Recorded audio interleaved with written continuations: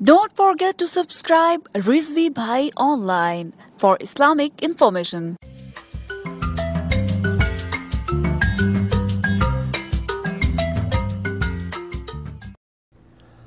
اعوذ باللہ من الشیطان الرجیم بسم اللہ الرحمن الرحیم۔ دوستو، میں رضوی بھائی اور بہت دنوں سے کوئی ویڈیو اپلوڈ نہیں ہو سکی۔ اس کی وجوہات یہ ہے کہ مصروفیات بہت زیادہ تھیں اور ان مصروفیات میں ہی وقت نکل گیا اور کسی عنوان پر بھی کوئی ریسرچ نہیں ہو سکی تھی اور اس لیے کوئی ویڈیو نہیں ڈال سکا۔ چند دن پہلے ایک دوست نے واٹس ایپ پہ رابطہ کیا، ان کا نام تو میں نہیں جانتا، تو انہوں نے ایک عنوان کی طرف میری توجہ دلائی۔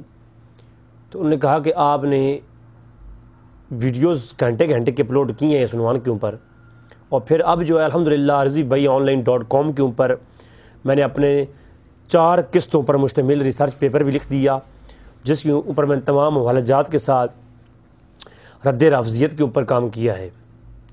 وہ مکذوبہ واقعہ جس کو عمر فاروق رضی اللہ تعالیٰ کی طرف منسوب کیا جاتا ہے، حضرت عمر فاروق رضی اللہ تعالیٰ عنہ نے جو ہے اماں فاطمہ کا گھر جلایا تھا، اس واقعے کے اوپر تفصیلی گفتگو یوٹیوب پہ بھی آ چکی ہے، اور اب تو میری rizvibhaiionline.com کے اوپر حوالہ جات اور سیکینس کے ساتھ تحریر بھی لکھی جا چکی ہے۔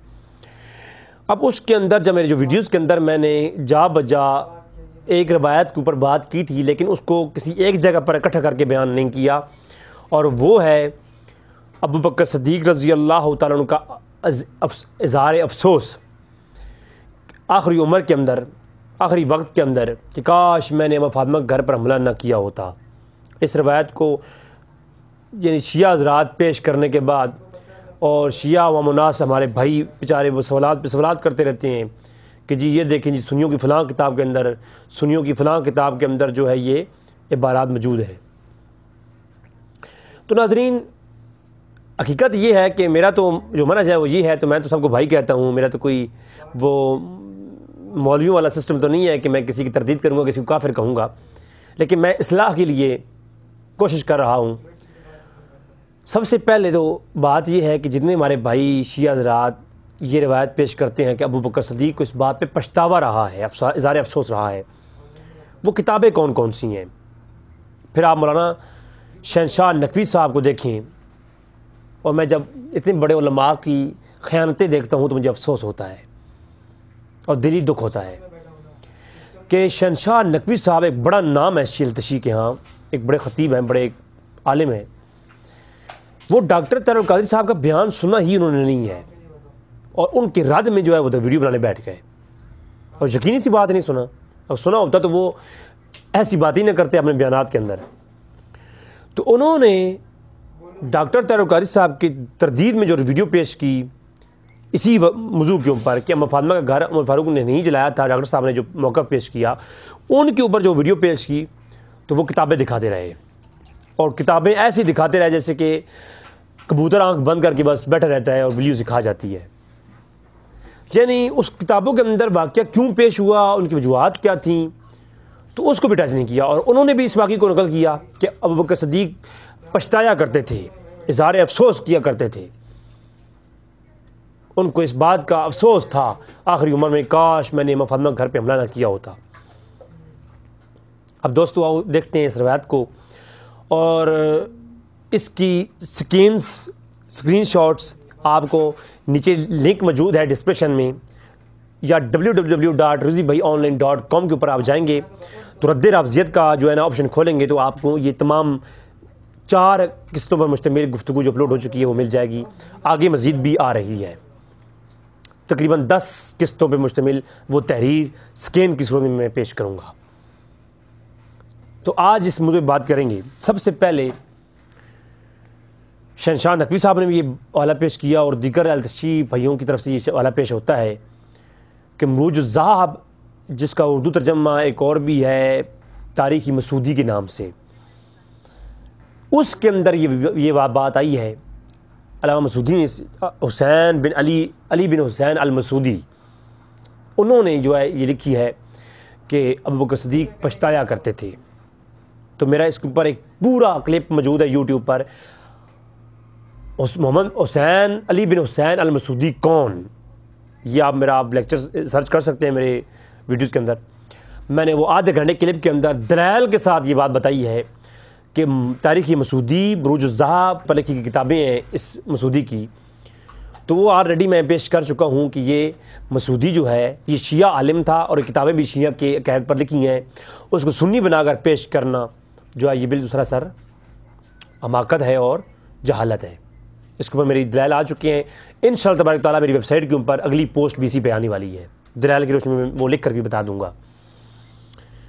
اب اگلی بات جو ہے حسین المسعودی کی بروج الذہب، یہ جو ہے کتاب ہماری کتاب نہیں ہے.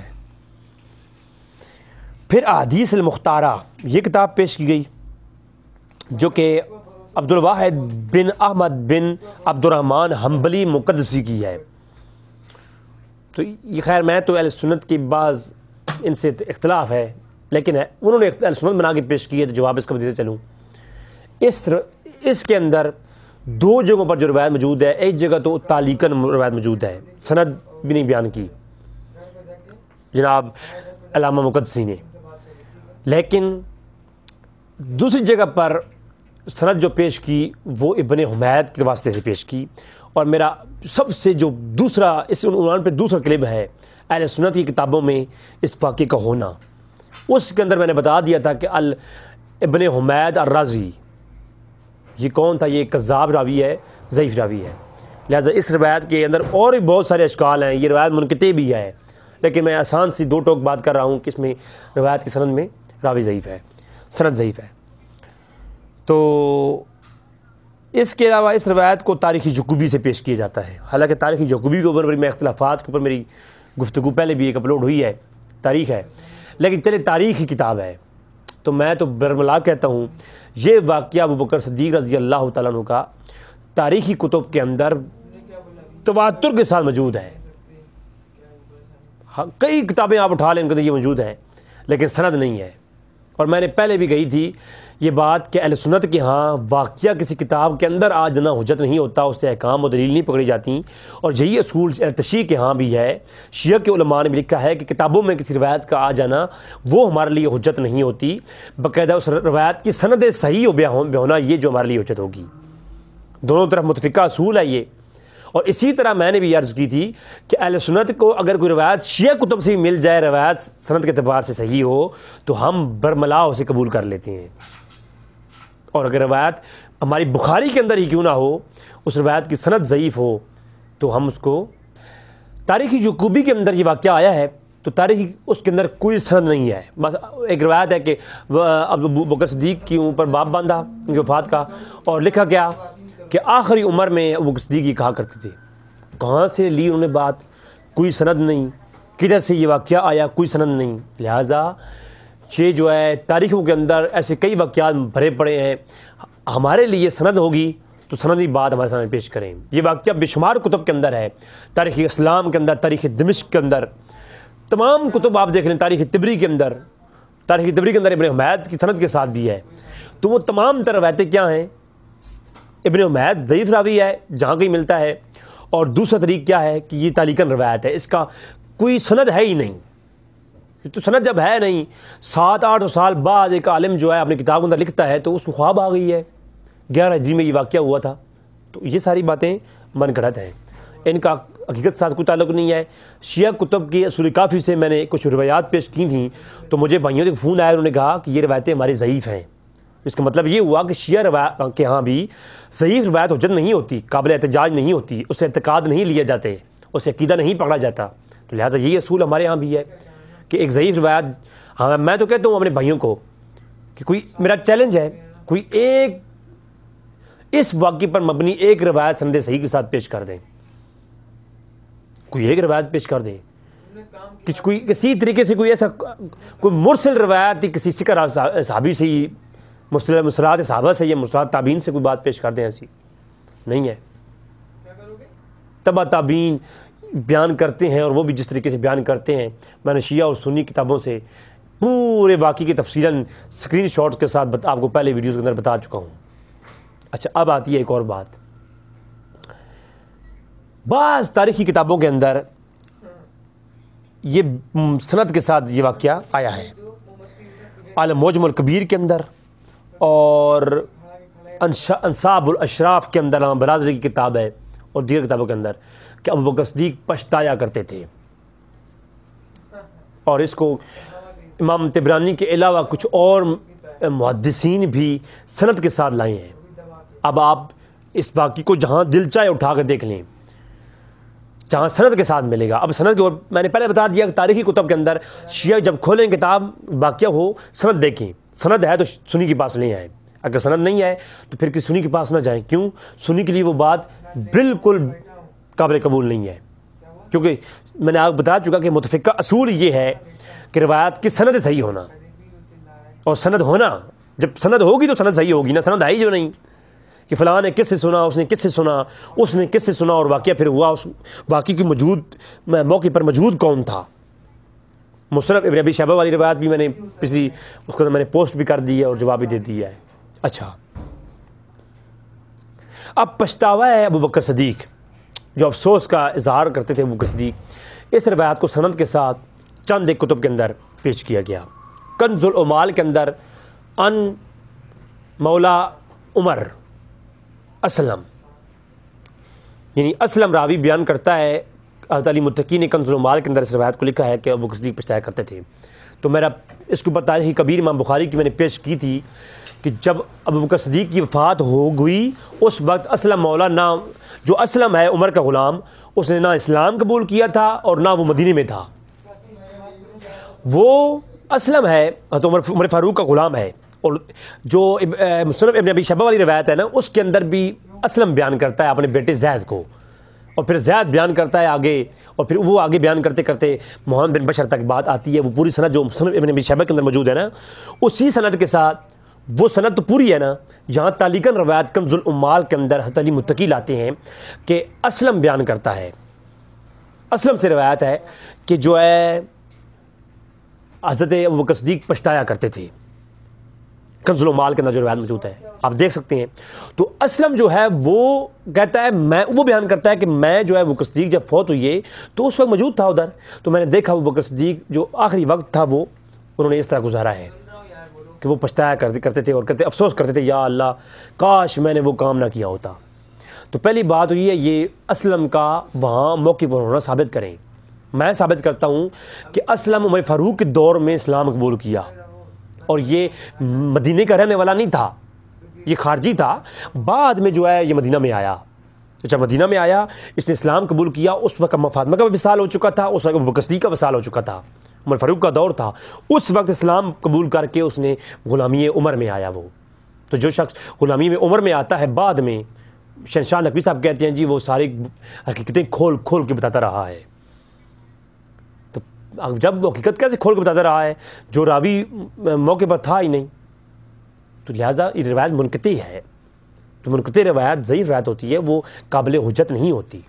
پہلے روایت کو صحیح کریں۔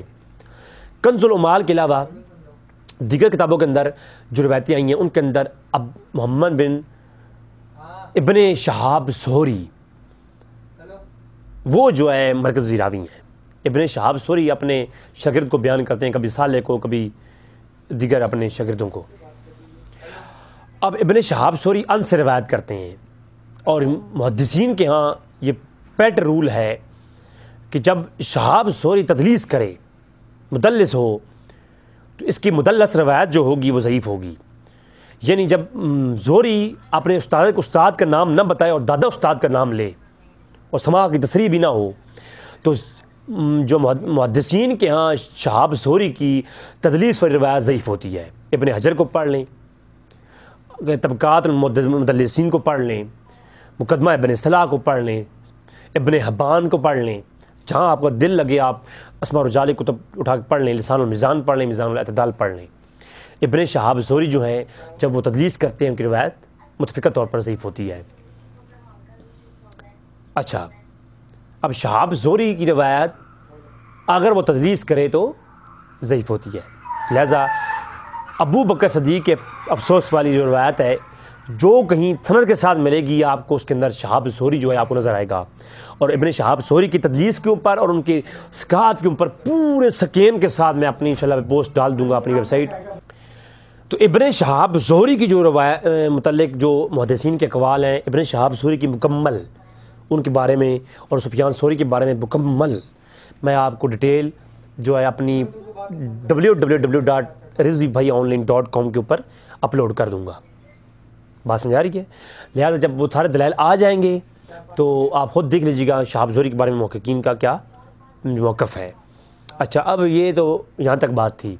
اب آتے ہیں آخری کتاب کے اندر، جس کے اندر یہ واقعہ مکمل روایت مکمل سند کے ساتھ موجود ہے، وہ المعجم الکبیر امام طبرانی کی کتاب ہے۔ المعجم الکبیر امام طبرانی رحمہ اللہ نے 360 ہجری آپ کو سنہ وفات ہے۔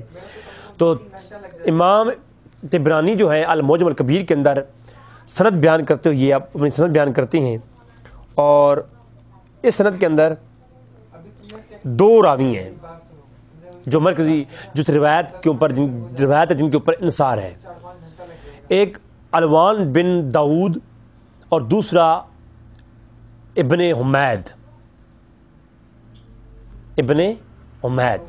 تو ابن حمید کے بارے میں پہلے بتا چکا کہ اسماء الرجال کی کوئی کتب اٹھا کے آپ دیکھ لیں، ابن حمید الرازی جو ہے وہ ضعیف روایت ہے، اس کی وہ راوی ضعیف ہے، اس کی روایت ضعیف ہوتی ہے۔ اور اس کے علاوہ جو دوسرے راوی ہیں وہ ہیں علوان بن داؤد، بجلی کے نام سے مشہور ہے۔ تو جو علوان بن داؤد ہیں، آپ امام طبرانی کی تخریج پڑھ لیں، جو امام طبرانی کی المعجم الکبیر کے نیچے جس محقق نے تخریج کی آپ پڑھ لیں، انہوں نے صاف لکھا ہے کہ علوان بن داؤد ضعیف راوی ہے۔ پھر آپ سنی جس کتب اسماء الرجال کو اٹھا کے دیکھ لیں، آپ کو جو ہے نا یہ راوی ضعیف ملے گا۔ اور سب سے معتبر کتابیں اسماء الرجال کی لسان المیزان، میزان الاعتدال، یہ جو آپ کتابیں اٹھا کے دیکھ سکتے ہیں۔ تو جہاں میری گفتگو جو ہے سامنے میں نے آپ کے سامنے اس بات کو واضح کر دیا کہ یہ جو بہت بڑا بہتان بن جاتا ہے ابو بکر صدیق رضی اللہ تعالیٰ کی طرف، یہ روایت تاریخی کتب کے اندر ہے، سند نہیں ہے، تاریخی کتب کے اندر ہے اور اس کی سند نہیں ہے۔ اور تاریخی کی باتوں کو اگر مانا جائے تو پھر شیعہ تاریخ میں اتنا کچھ ہے کہ اگر وہ دکھایا جائے تو شیعہ بھائیوں کو بہت برا لگے گا۔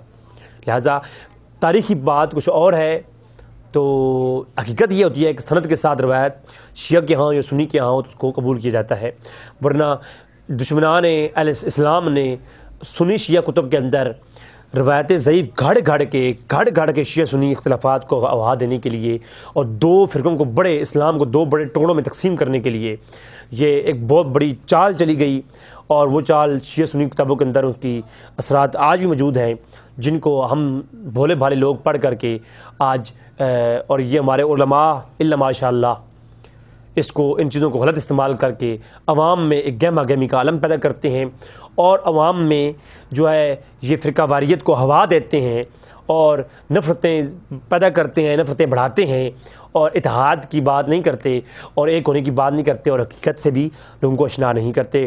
اللہ تبارک تعالیٰ سے دعا ہے کہ رب تعالیٰ ہمیں حق جاننے کی توفیق عطا فرمائے، ہمیں سچا عاشق اہل بیت اور اصحاب رسول بنائے۔